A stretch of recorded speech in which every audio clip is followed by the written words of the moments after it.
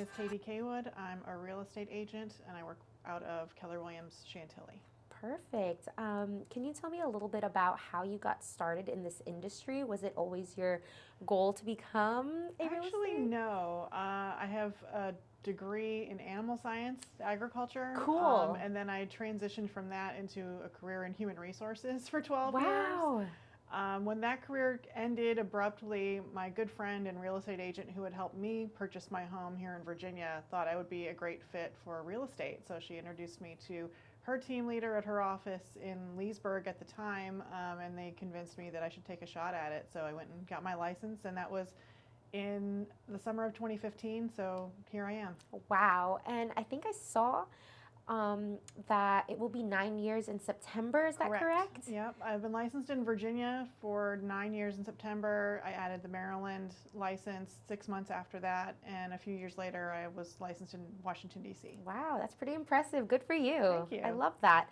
Can you tell me what have been some of the most memorable moments that you've had with your clients when you're helping them either buy or sell a home?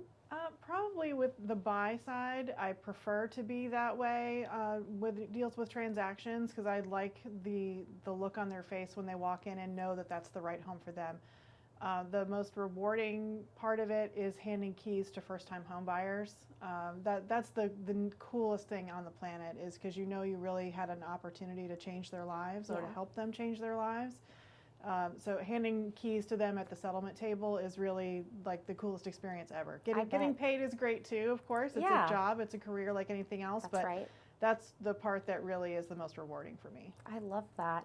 Can you tell me a little bit about what people should be looking for when looking for a real estate agent to work with or hire?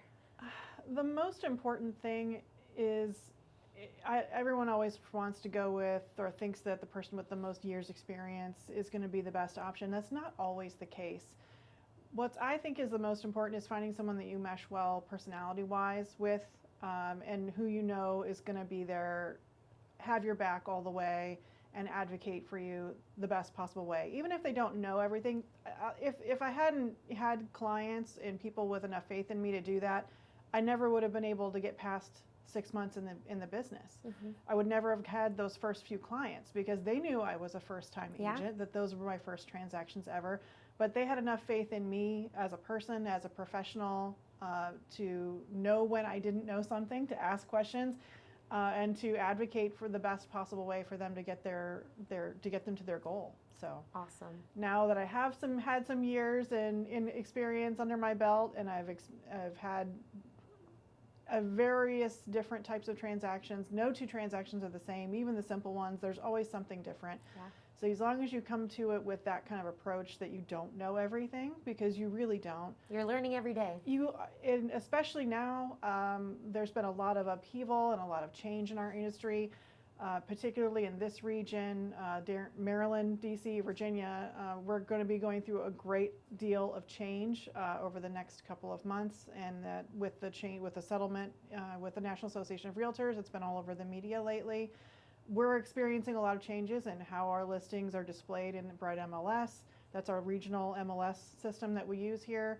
And then the various realtor associations that we get our documents from, whether that's in Northern Virginia, DC, or Maryland, all of those organizations are right now, as we speak, in the throes of changing all those documents, and they're all doing it differently. Oh man! So, not only do I have to know all of that, those first few transactions that everyone is going to go through are going to probably be a little bumpy at first, until we all get used to using all these new documents and incorporating the new rules that are happening for all of us. Wow, yeah, that's something to think about. So I'm glad you're like putting that out there so people are aware too, and not be maybe a little bit rough on like, hey, why is this process so crazy? Like, this is why. It's going to be a learning process for all of us. Actually, I think the people who are walking into this scenario in the best possible way are actually the newer agents, because this is going to be the only way they learn how is with all the new stuff. That's going to be normal for them. Yeah. They're not going to be the more experienced agents who are coming into it with a certain way of doing things for so long that now it's going to be changing. Yeah. And those are the people who are going to have the hardest time adjusting. But it doesn't mean that we can't do it. Yeah. right for our clients. Absolutely. No, I love that perspective that you just gave. Like, I didn't think of it that way. So that's something to think about, right? Give the new agents a shot. Everybody knows someone who's a licensed agent. There are more than 15,000 licensed agents in Loudoun County alone. Just Loudoun County alone. Just Loudoun County. Not all of them are working, Yes. of course. Fairfax County has a similar number. You go into Maryland and DC, there's even more than that. So just because someone has 30 years experience or maybe just got their license last week, give them all a fair shot and see who's going to be the best advocate for you and help you reach your goals. Well said. Absolutely. With marketing yourself and your business and all that you do, what are you doing if you're doing anything? I tend to have a more reserved personality. I'm not the out there go-getter, heavy-hitting, advertising type person. It's just not my personality. It works great for a lot of other agents out there who are really comfortable with it. I really get the majority of my clients on referral, either from other agents. Those are my greatest. That's the best way. Yes, being licensed outside of Northern Virginia, I'm a resident of Loudoun County, but I actually do more than half of my business in the state of Maryland. And over the years, that business has come from primarily referrals from other agents, whether they're in my office or they heard someone ask for a licensed agent in Maryland, and they would refer me. And then now that I've had several years under that, now the referrals are coming in, or I'm having repeat clients from my past clients that are repeating transactions where they bought with me in the past and now they're selling. I work with a lot of military home buyers who are rotating out every so many years. So if they bought with me in the past, I actually had to sell 2 properties this summer for people who had bought at the same time 4 years ago. Oh my gosh. So those 2 people that closed within a month of each other 4 years ago have actually also closed within a month of each other. Look at that. Selling. So it comes back, right? It comes back around, yep. And in maintaining the relationships with all my past clients, it's really where the majority of my business comes from. I love that. No, I love hearing all the different ways that people are using to get their name out there, referrals, advertising, marketing online. There's a million different ways to be involved in the real estate industry, whether or not you're an actual agent or perhaps you're just an assistant or you're doing transaction coordination or a good friend of mine who has a successful real estate team down in the Woodbridge area, she got her start really in sales by being a stager and being a wonderful stager at that. So if you can think it up, there's a way to be involved in this industry and to make it work for you and your personality. Absolutely, yes. And I love that there's different kinds of personalities to work with, right? Because not one agent is going to be perfect for everybody. You find like who you mesh well with, who has the same values or everything. So I love that there's a variety of people out there. There's always someone out there for everyone, and what works for you and your needs. There's going to be someone out there, and if it's not me, I can usually help you find someone that will. Oh, that's lovely. Yeah, so hit her up. And now, what do you like to do outside of work? Like when you're not trying to help people sell, what do you like to do to unwind? Well, I have 2 children, a 15-year-old daughter and a 13-year-old son. I'm kind of a horse girl. I love horse girls. I didn't grow up with them. My family were not involved with horses, but it's something I always wanted to be involved in. So I got involved through college, hence my agriculture degree. Yes. I wanted to be a veterinarian like every little girl did. It didn't work out, but I get to use that degree now to help my clients with horse properties, but also my daughter rides horses. Nice. I rode a small amount. I say small amount. Was it a lot? Yeah, as much as I could through college and the early 20s and into my 20s and stuff, and then I had children, so I had to give it up for a little while. But when my daughter turned 4, I started teaching her to ride. And now she's 15 and riding competitively. So we're on our 3rd mare, so a female horse, and she's a full-size, quite large horse. So she's riding her competitively and taking lessons out of a farm in Upperville. So that is awesome, and that's also like another. I'm doing that a lot. Yes, a lot of spare time spent at the barn for her lessons, and away at horse shows, both locally and even as far away as Kentucky. Last summer we had to make a trip to Kentucky. Okay, for is that where the main like horse competitions are? It's one of the some of the larger hunter jumper related. That's the genre that she's in. Yeah. That's where her pony finals championships were last year. So we had to make the trip out there last year. Pretty awesome. Mm-hmm. And we try to volunteer for other equestrian related events in the area. Northern Virginia and Maryland is a quite rich history area when it comes to equestrian related events. So we volunteer a lot, and then my son is a brown belt in Taekwondo locally, so he's working toward that as well. I love that. Sounds like you're a busy woman. Yes. I love that you still get to be near the horses, right, through your daughter. Mm-hmm. Maybe like get to pet them and just experience and see her grow. Yeah, I do now that she has a horse instead of a pony. I do get to ride a little bit again, but for the majority of the time she's riding, so there's not a whole lot of room for me yet. I don't have the money yet to have a second horse just for myself, so when she's done with this one and perhaps goes on to college, and if the horse doesn't go with her, then it's going to be my horse again. So. She'll fit him right in the dorm, her. Yeah. Yep. So hopefully when she moves on to do that, then I get to keep Frenchie for myself. Yay. So. Oh, Frenchie's the name. Yes, love it. So cute. Yep. And then where do you see yourself in the next 5 years, either as a person or with your business? My goal ultimately, I do a lot of, aside from just being an individual real estate professional for myself and running my own clients and my own business, I work with our ownership group, the Virginia Alliance Group. They own 5 local offices here in Northern Virginia. I serve on their broker team as well, so I do compliance work for them as both primarily in Maryland and DC. I review all of the Maryland and DC contracts for all of those licensed agents that flow through those 5 offices. And I also assist with some of the questions and whatnot in Virginia. So eventually my goal would be to be a principal broker for one or more of those locations for Maryland, DC, or Virginia, wherever I'm needed. Yes. But I'd like to really transition into that aspect of it. Pretty cool. To be more full-time on the broker side. Yeah, I love that you've given that some thought, huh? Yeah. Like what you want to do. I love that you know. Mm-hmm. When you're helping clients, or was it clients, customers, clients? Once they have signed a agreement with you to work with you, then they are considered a client. Gotcha.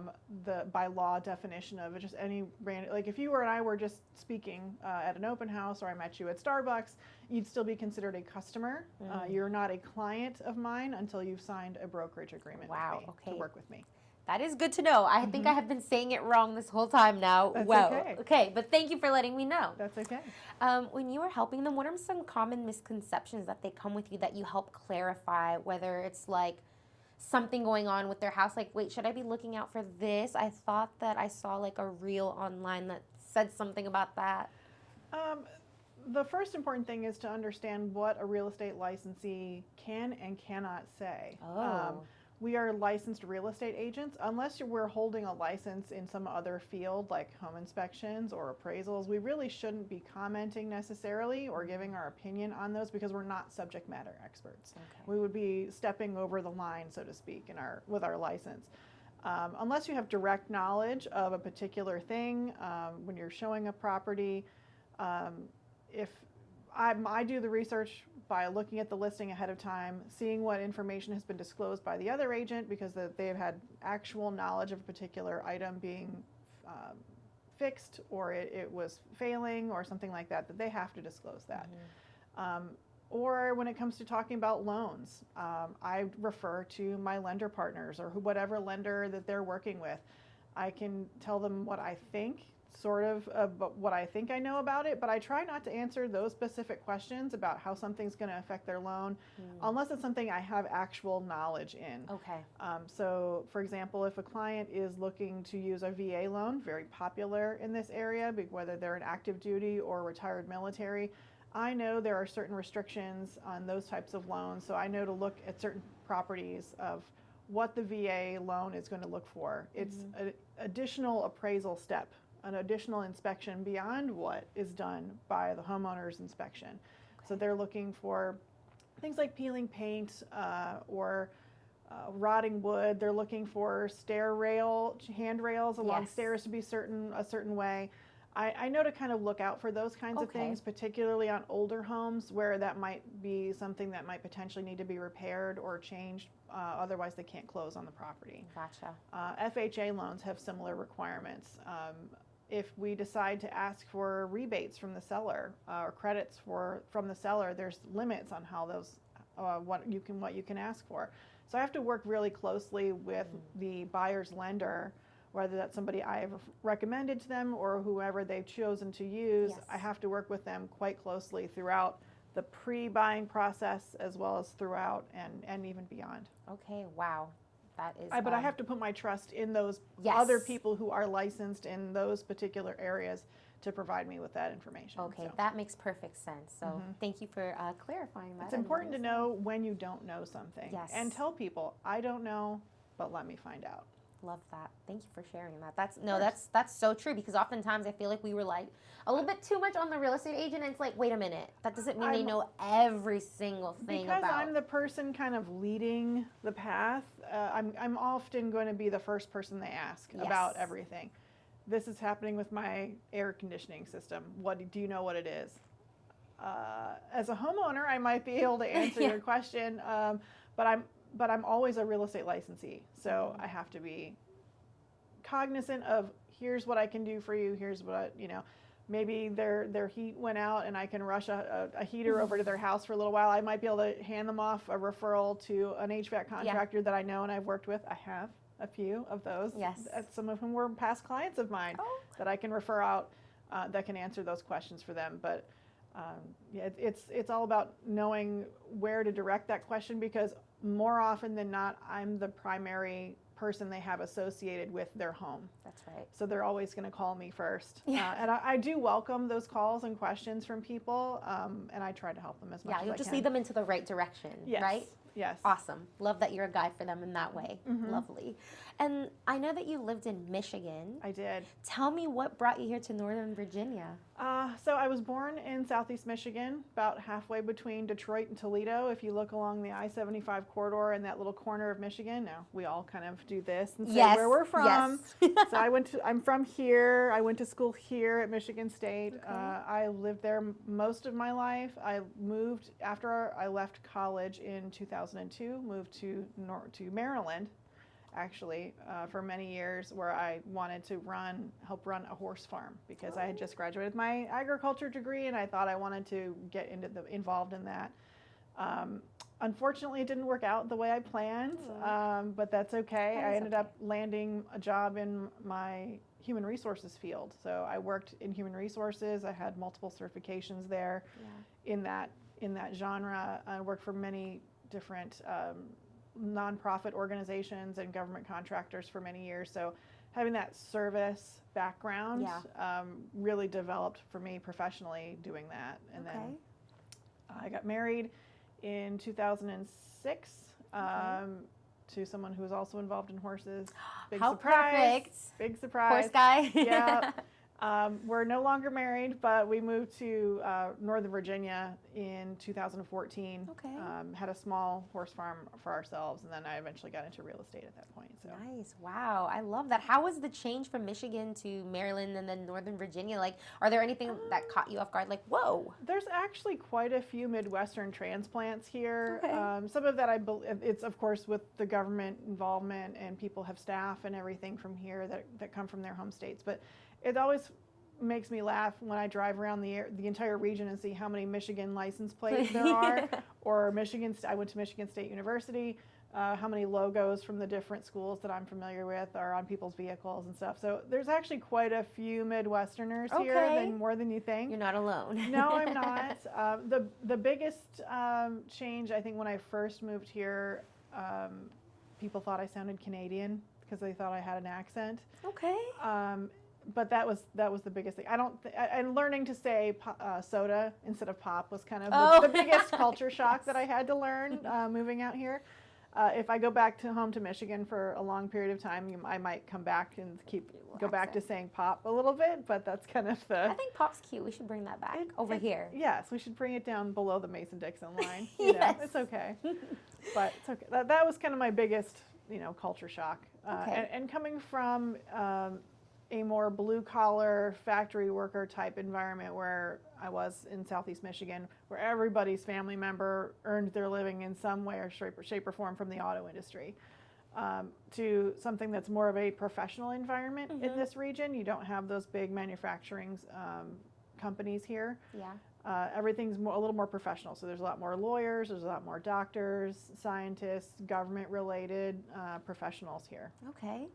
And then being an entrepreneur, what advice would you like to give to anybody who's maybe thinking about dipping their feet into real estate? Like, I know you said right now there's going to be like big changes coming along, so they're going to have to get over those hurdles. What other things would you like people to know about? It's not an instant money-making thing, unless you're really lucky. And there's a good portion of this that is involved in luck, and this is a relationship business.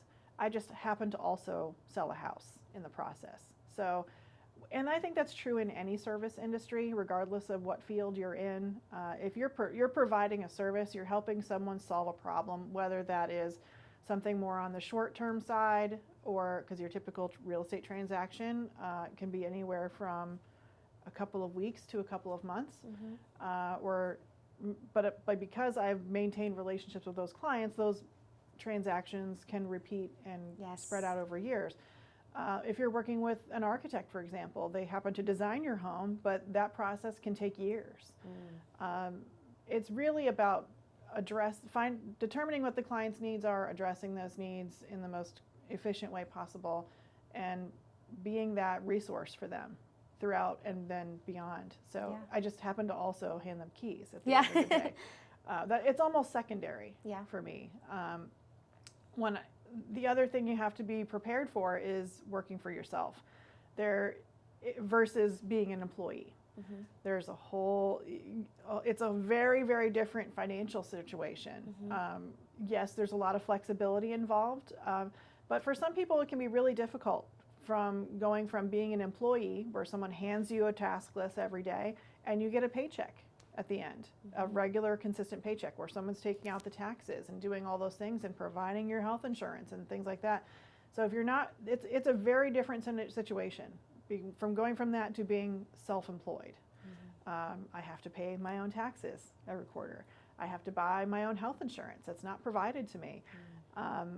I have to set my own goals every day. I don't have a boss telling me what my tasks are for that day.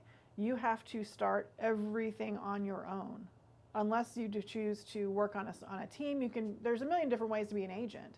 I happen to be a solo agent, but for some people it might be an easier transition to go from that employed sphere into a team environment where there is an agent above you that has multiple agents underneath them, and they're directing you in which way they want you to go, and they're training you and doing all that stuff. I kind of had to do it all on my own. But if you choose to join a team and do that, then you have to make certain concessions. You're going to be splitting your commissions off with that team because they're providing you with all that, the leads, and they're providing you with the additional training. They're providing all that infrastructure for you, whereas a solo agent, you kind of have to do it all for yourself. Oh my goodness. Did you use a coach or mentor or anything at all? Initially, when I first started, my friend who got me into the industry was kind of my mentor. Nice. And she helped me walk through my first couple of transactions. I did open houses for her to help me get started. And she introduced me to the other agents in the brokerage office, who then also had me helping out at open houses. And I picked up my first few clients doing that, as well as just people that I knew that actually hired me and trusted me to help them with their home purchases. So that's awesome. I'm glad that you had like a friend to help you, like, you know, dip your feet into that. I feel like that's so helpful, right? You can have confidence to ask them and be like, hey, what's this? And they have knowledge. Yeah, and my brokerage office was wonderful in providing a lot of training because just getting your license means that you can study and memorize a bunch of stuff about real estate law, and you can sit down and take a test for an hour. It doesn't make you a real estate agent, not a professional one anyway. Even though legally you're expected to provide the same level of service as someone with 30 years of experience the day you get your license. But I was very fortunate in that through Keller Williams, they provided me with a great deal amount of training, and just in general, the collaborative family environment, that even though we are all individual licensees, and we're all independent contractors. It's a very collaborative environment. Everyone is willing and eager to share and teach. I do a lot of teaching myself to both my brokerage and then our collective group of offices. And I have really, ever since I got involved with real estate, as soon as anyone trusted me enough to do anything, I started teaching it. So I like to give back and make sure that the agents that I interact with also know how to do their jobs to the standard that I think they should be doing it. Yes. So you've kind of become like the mentor too, right? And help coach them? Yes. Yeah, I work with a lot of newer agents, especially when I'm doing training and with all these contract changes. I'm going to be doing I actually scheduled a couple of classes ahead, and there'll be more changes coming in August. So I'll be in front of many of our agents for the foreseeable future. Wow. So when you hold these events, is there anywhere where people can look if they're interested maybe and they like what they're hearing and they're like, hey, I want to learn from her? Sure. If anyone's interested, they can contact me directly, and I'm happy to put them in touch with a team leader or an office leader that is close to their home, or if they want to come and join me in Chantilly, they certainly can. Just because my office is in Chantilly, I live in Loudoun County. You can be a licensee and hang your license with really anywhere. As long as you have, because I work from home. I actually don't go to the office very often unless they ask me to come in to teach or to help participate in a meeting. So you can live from anywhere and work from anywhere. It really whatever works for you and how much interaction in person you really want to have. A lot of brokerage offices do everything virtually. They don't even have physical offices. Yeah. So it really depends on what someone's looking for, and I'd love to chat with them about what my experiences were in getting my license initially. And I was fortunate; I had a few clients right off the bat. But a lot of people, you be prepared to go 6 months or more without any income, and that doesn't account for the expenses you have to have up front just to get to that point. Wow. Yeah. So 'cause you have to have a certain number of hours of pre-licensing training that you have to do. Then you have to actually schedule and pay for your testing, and then pay for your license, and join a brokerage and pay whatever fees they're involved in. You have to have association memberships that you have to join in order to have access to different things. There's your Central Lock access and your Bright MLS subscription. So not only are you going to go potentially several months without any income if you go full time and you've left your employment situation behind, but you're going to have a significant amount of expenses up front as well, just so you can be able to open that first door. Yeah. Even if you have a client on day one, you're probably going to have spent at that point up to a couple $1,000s worth of stuff you've paid for just before you can even open that first door. Man, no, this is great that you're putting that out there just so they know what they're going into, right? Because I feel like a lot of people think like, oh, sweet, I'm a realtor, I'm going to sell a home, like, I'm going to make money, that's it, the end. Everyone thinks that it's very easy, and if you can memorize some material and take a test, then yeah, in that sense, it can be very easy. I wish that the barrier to entry was a little more difficult than it actually is. I hear it's very easy. It can be. Like I said, if you can memorize some stuff and take a test, then you have your license. And unfortunately, it doesn't make you a good real estate agent because there's so many aspects of just customer service that you have to have, and things that just only come with experience. Yeah. Working with different lenders and home inspectors, and like I'm always following the home inspector around. At every property my buyers purchase, I'm learning something new from them every single time I go out. So, or just working with the lenders and asking them questions, and so I can do my job that much better next time around. Yeah, no, I love that. And now, this is going to be one of my final questions. Sure. And feel free to answer it. You don't have to, but what do you do to keep your skin so good? It's like so nice. It's smooth and glowy, but it's not like greasy. I'm just like staring. I'm like, I want that because I get really like oily here, but yours is just like matted perfection. Oh, thank you so much. Yeah. That's so kind of you. I actually am a big believer in just, first of all, drinking a lot of water, staying hydrated in general. I don't do a lot with my skin. I'm very fortunate genetically, I guess. It's really nice skin. But thank you. like my particular product line that I like to use. Everyone has a favorite. Yeah. Mine happens to be Mary Kay. A good friend of mine is a Mary Kay person and got me into it. And I just, I don't wear makeup a lot, so I kind of let my skin breathe. And whatnot. But I just use, a cleanser and and all that stuff. And are you wearing foundation right now? I am. Yeah. Okay, but still, like, what? It doesn't look like you are. It's all Mary Kay. What the heck? I didn't know they got down like that. I was just like, oh, Mary Kay. Like, I'm sure there's newer stuff, but I mean, the testament right here on the skin. I'm tempted. Thank you. Yeah. You'll have to give me your friend's card so I can look into this because it's glowing, girl. Thank you. And I need to drink more water. Clearly, is what you're saying. Yeah, it doesn't help. It doesn't hurt. That's for sure. Perfect. Thank you for sharing that. I was really curious. Like, I'm gonna forget later, so I'm gonna do it right now so other listeners can also listen in on that. Great. All right. And is there anything that maybe you would like to talk about that maybe I haven't asked about or touched on that is like maybe something that you're like, no, I need to get this out with the platform that I have? I think the biggest thing that I would like to just make sure people know is that owning a home is not impossible. The hardest thing to get past is your fear of rejection. So people think that, oh, I've been renting my whole life, or I think my credit's not great enough, or I don't have enough income. That's the biggest thing. So they're afraid to even ask, could I buy a home, or what is involved in getting me to actually owning my own home. People don't realize how little they might even need to do. The first best thing you can do, if you're curious about it at all, is to ask a real estate agent. And then my first thing is to kind of, what are your goals? What are your thoughts? What are your needs, or what are you wanting to do for yourself? It's the single biggest transaction you're ever going to make in your life, but it's the single biggest investment you're ever going to make in yourself.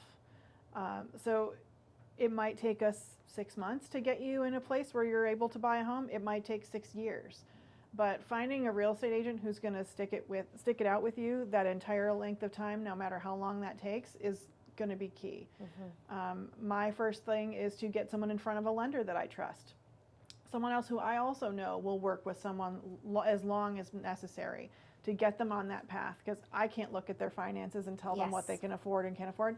So I work with lenders that I know and trust that will handhold that person, find out if they had to buy a home today, what could they do financially, and then if they can't do anything, or maybe they can't do what they wanted to do, what is it going to take to get them there, and how long is that going to take? The lender can do that for me. They're going to lay out a path.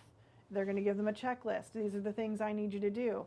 Here's what we need to do to get to this point and then beyond, and do that comfortably. A lot of people don't know to ask, or they're afraid to ask. Yeah.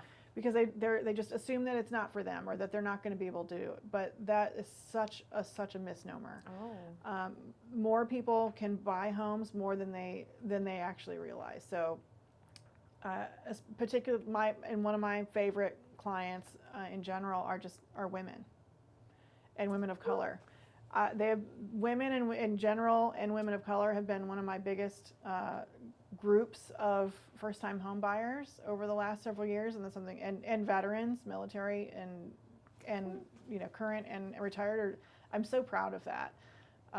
That handing keys to people, like handing keys to anyone is a big thing for me, but handing them to a single woman and someone who's or someone who's never owned a home in their family's history. Yeah.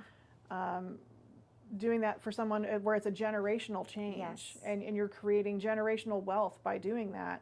I had one client bring their whole family to their settlement, and they brought food, and we had a whole party in the settlement office. And then afterwards they had a housewarming, and they invited me to come and made me stand up in front of their whole family. And I'm like, they're doing my job, but that's the kind of change we can affect as real estate agents.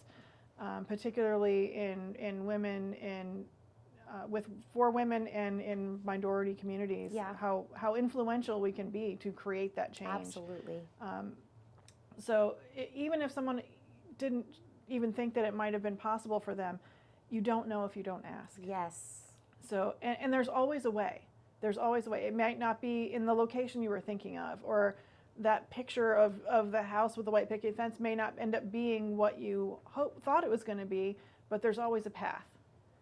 So starting with the people who are going to help you on that path is crucial, and finding someone who's going to, like I said, stick it out with you for however long that takes, and be your advocate. They might have gotten their license yesterday. They might have been in the business 9 years, 10 years, like me, or they might have been in it for 30 years. Find someone that you like, who's going to have your back and who's going to support you through the whole process, and you'll be fine. Well said. No, that's powerful stuff there. I love that you said that. Thank you. And now my very last question is there a mantra that you like to live by that you would like to share with other people? Keller Williams has a class they call Bold that everyone goes through, and there's all these bold laws or these mantras that we like to say, or to have in our repertoire. My biggest one that has always touched me, and actually I can hearken it back to my human resources days, was come from contribution. How can I help you? Yes. And that's not just with one aspect or another of their lives. Is what can I do to help facilitate this, that, or the other? How can I fix this problem for you? So as long as I'm coming from a place of contribution, not only am I helping my client directly, but I'm maybe helping the other agent on the other side. Yes. Maybe I'm helping an agent in my office so that they can better serve their clients. Maybe I'm helping the home inspector or the lender or the seller on the other side. Sometimes I have buyers who are buying a home that might have been listed for sale by owner. Or it's a seller with an unrepresented buyer on the other side. What can I do to help facilitate? What can I do to help everyone get to the end goal, which is to get to the settlement table? Yes. And that's coming from contribution in all aspects of my life. Just ask the people at my daughter's barn, or anywhere else, any other part of my life, and I think most people would probably reflect that back. At least I hope so. Yeah, no, that's great. I love that. Like the selfless act of like, hey, how can I help you, right? Make this easier for everybody so everybody Because wins. it all comes back around. Yes. Eventually, what you put out into the world comes back to you. So if you're always coming from a place of contribution, I think it makes the world a better place in general. But then occasionally when it's your turn to need that help, it usually comes back around for you. So I love it. Amen. Thank you so much for being on the podcast and sharing all your stories and advice. Thank you for having me. Oh, absolutely. It was a pleasure.